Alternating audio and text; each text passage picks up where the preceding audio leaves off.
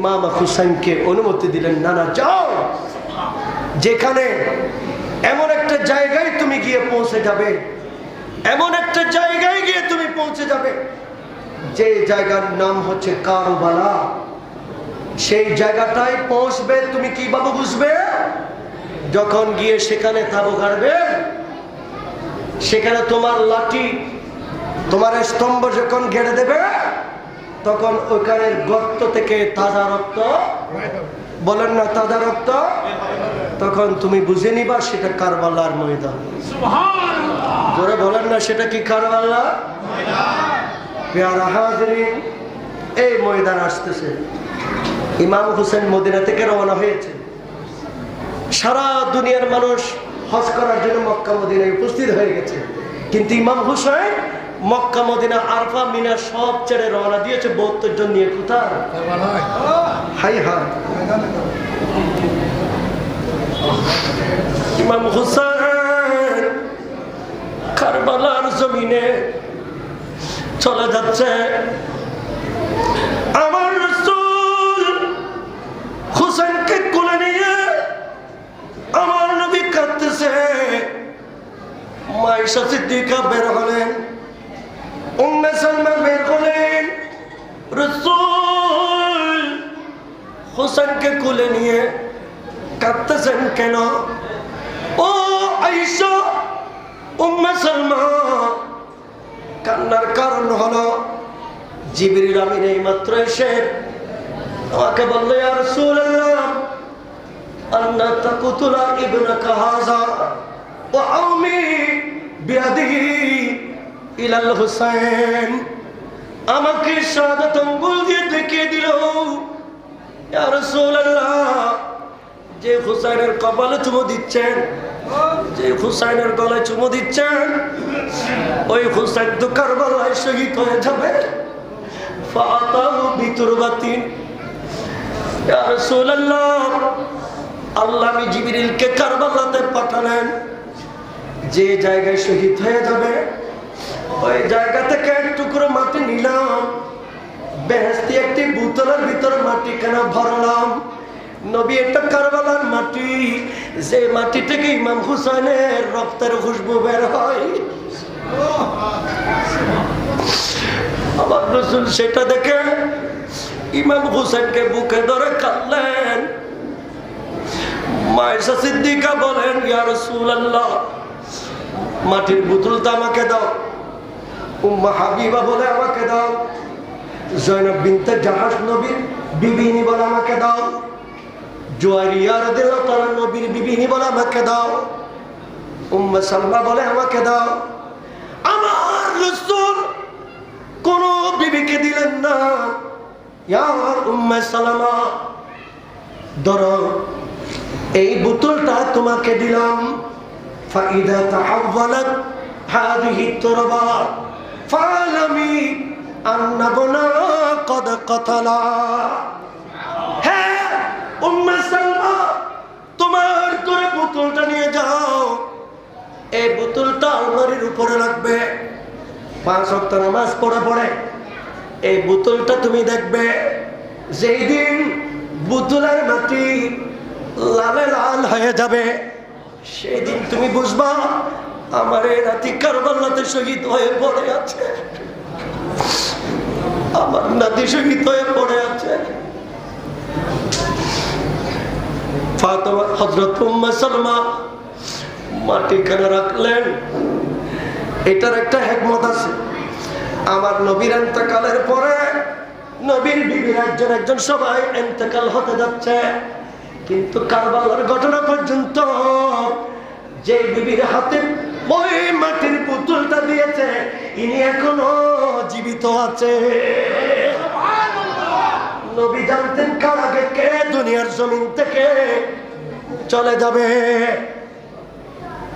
উম্মে সালমা ইনি বলেন, আমার নবী ইন্তেকাল করেন 10 হিজরিতে, কারবালার ঘটনা হয় 61 হিজরিতে। এই পর্যন্ত আমি উম্মে সালমা আমার নবীকে কোনোদিন স্বপ্ন দেখি নাই, কোনোদিন স্বপ্ন আপনাদের কি মন চায় না ও মনসুরাবাদের নবীর উম্মত, ও আকবর সাধনার নবীর উম্মত, দয়াল নবীকে ঘুমের ভিতর দেখতে কি মন চায় না? একটু দয়াল নবীকে ঘুমের ভিতরে দেখার জন্য আল্লাহর দরবার দুরূদ শরীফ পড়ে পড়ে ফরিয়াদ করো। কারণ শয়তান ইবলিস সবার সূরত ধরতে পারে, শয়তান ইবলিস আল্লাহর সূরত ধরতে পারে, কিন্তু শয়তান আমার দয়াল নবীর সূরত ধরতে পারে না। আমার নবী বলেন, মান দাআ ফিল মানাম ফাকাদ রাআল হক।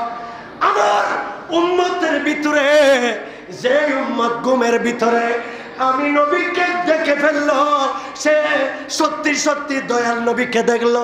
যে একটিবার আমি দয়াল নবীকে দেখলো, 7 কারা জাহান্নামের আগুন ওই উম্মতের জন্য হারাম হয়ে গেল। ওই উম্মতের জন্য কি হয়ে গেল? উম্মে সালমা নবীর বিবি, এ বলে আমি আমার নবীকে স্বপ্ন দেখি না, রোজা রাখতেছি। স্বপ্ন দেখার জন্য রোজা, আমাদের খতিব সাহেব বলেছেন আশুরার দিন রোজা রাখবেন, আশুরার পরের দিন রোজা রাখবেন, অথবা আশুরার আগের দিন রোজা রাখবেন, 2টা রোজা রাখবেন। কেন? দয়াল নবী বলেছেন নবীর উম্মতেরা যদি আশুরার 2টা রোজা রাখে, তাহলে ওই উম্মতের 50 বছরের অপরাধ আল্লাহ 2টা রোজার বিনিময়ে লুকিয়ে ফেলবে।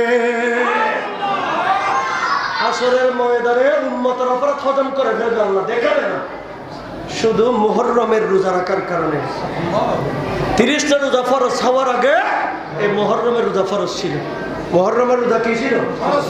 যখন দ্বিতীয় হিজরিতে এই রোজা যখন দ্বিতীয় হিজরিতে যখন 30 রোজা ফরজ হলো, আমার দয়াল নবী উম্মতকে বলে দিলে আজ থেকে কিয়ামত পর্যন্ত এই রোজা নফল।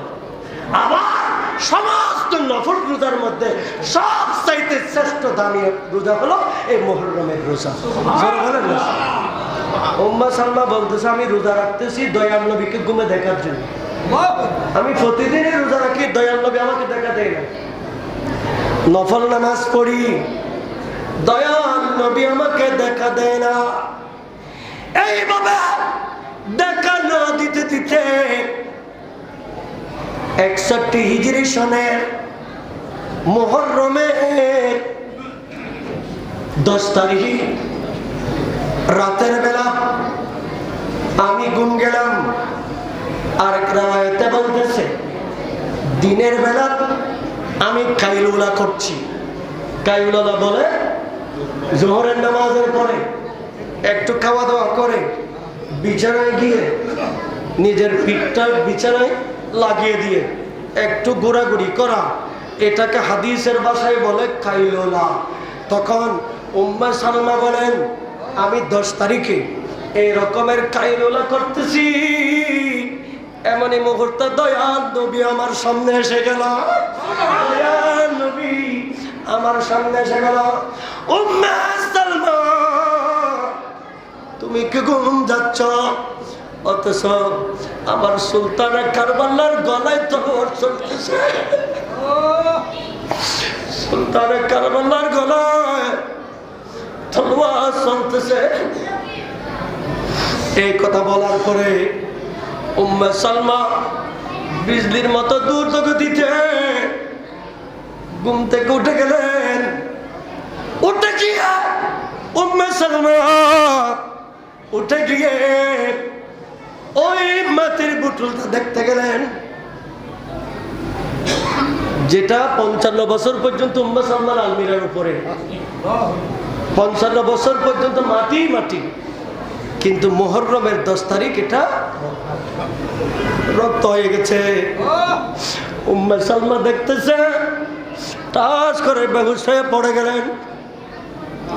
ইয়া রাসূলুল্লাহ, আপনার ইন্তেকালের পর থেকে অনেক নফল পড়েছি, একটু শুধু আপনার দিদারের জন্য অনেক রোজা রেখেছি, দিদারের জন্য। নবীরে আপনার পাগড়িতে এতগুলো মাটি কেন, বালি কেন? নবী আপনার দাড়ি মুবারকায় এতগুলো মাটি কেন? আপনার শরীরে এতগুলো রক্ত কেন? আমার নবী কেঁদে কেঁদে বলেন, উম্মে সালমা, আমার নাতি ইমাম হুসাইন কারবালায় শহীদ হয়ে পড়ে আছে। আমার নাতি পড়ে আছে। আমার নাতিকে কেউ কুলে নেয় না। আমার নাতিকে কেউ কুলে নেয় না। আমার নাতি কারবালার ময়দানে পড়ে আছে।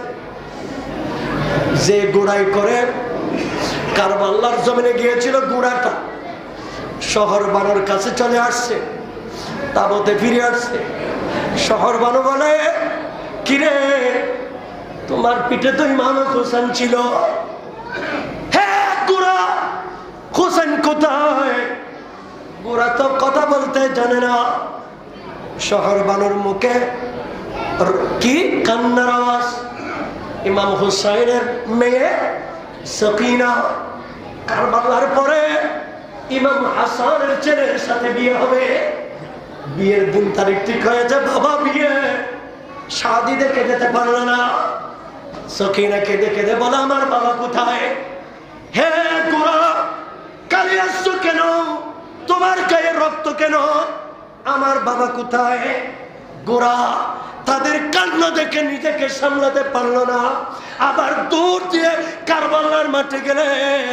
ইমাম হোসেন যেখানে পড়ে আছে ওখানে গোরা নিজের জবান দিয়ে ইমাম হোসেনকে চুমু দিতে লাগলে। গোরা ইমাম হোসেনকে পিঠে তোলার অনেক চেষ্টা করেছে। যখন তুলতে পারছে না, গোরার বাসায় আল্লাহর দরবারে ফরিয়াদ করলেন, আল্লাহ আমাকে মানুষের মতো জবান দাও, আমি যেন কারবালায় এজিদের সাথে একটু কথা বলতে পারি। সুবহানাল্লাহ বলেন। আল্লাহ ইমাম হুসাইনের গোরাকে কি দিয়েছে? কথা বলার জবান দিয়েছে, আর এমন বাকশক্তি দিয়েছে, এই গোরা এজিদের প্রধান 30 জন সৈন্যকে লাথি মেরে মেরে জাহান্নামে পাঠিয়ে দিয়েছে। এরপরে এই গোরা শহর বানুর কাছে ফিরে আসছে। শহর বানু, এতক্ষণ কথা বলতে পারি না, আল্লাহ আমাকে জবান দিয়েছে, ধৈর্য ধরো। সুলতান কারবালাকে ইমামুল আম্বিয়া জান্নাতে প্রবেশ করিয়ে দিয়ে এসেছে। প্রবেশ করিয়ে দিয়ে এসেছে। উম্মে সালামা ওই বুতুল কানা দেখছে, লালে লাল হয়ে গেছে। আসমান থেকে রক্ত বৃষ্টি পড়তেছে। সারা দুনিয়া লাল হয়ে গেছে। সারা দুনিয়া কি হয়ে গেছে? টকটকে লাল হয়ে গেছে। 40 দিন পর্যন্ত আসমান থেকে বৃষ্টি ঝরেছে। ফেরেশতারা আরশের গিলাফ ধরে ধরে কেঁদেছে। ইমাম হুসাইন কারবালার জমিনে ইমাম হুসাইন শহীদ হয়েছে। এই আজকের রাত 9 তারিখ, সবাই চলে গেছে। ইমাম হুসাইন বলেন না, কোরআন শরীফ পড়তেছে। সারা রাত কোরআন শরীফ পড়লেন, সারা রাত নফল নামাজ পড়লেন।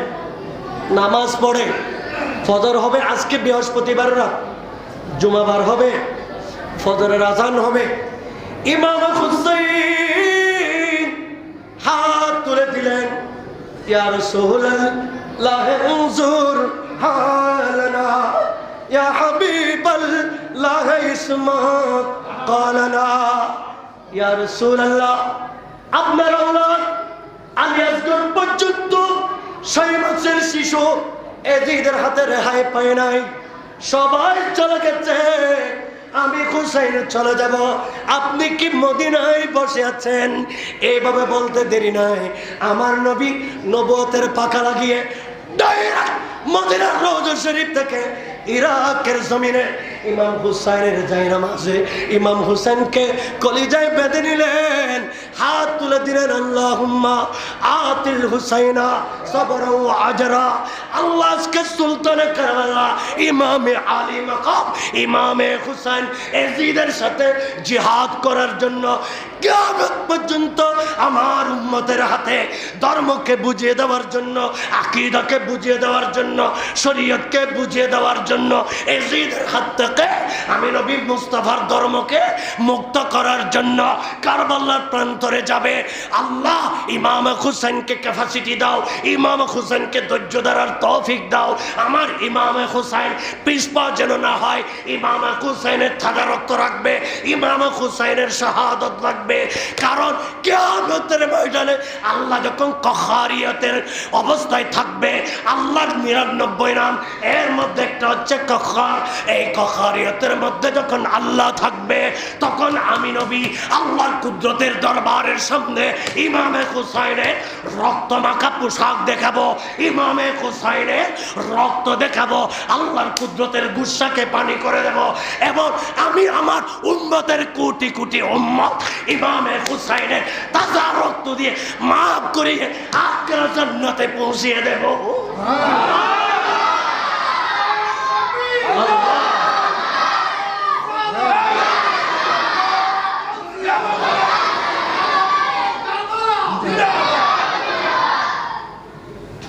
হায় হায়, তাও ইমাম হুসাইন শহীদ হচ্ছে নামাজ অবস্থায়,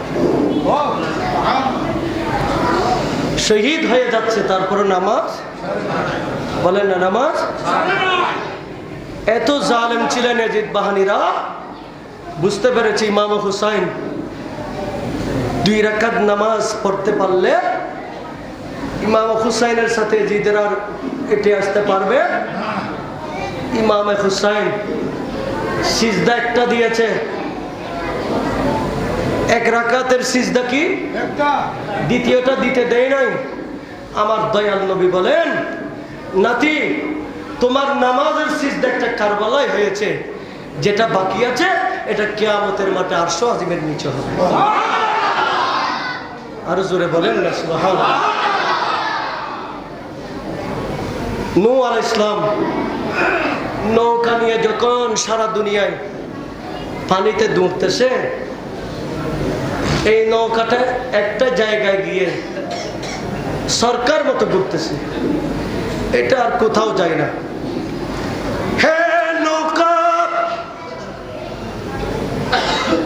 পানির ভিতরে তুমি দৌড়তেছ,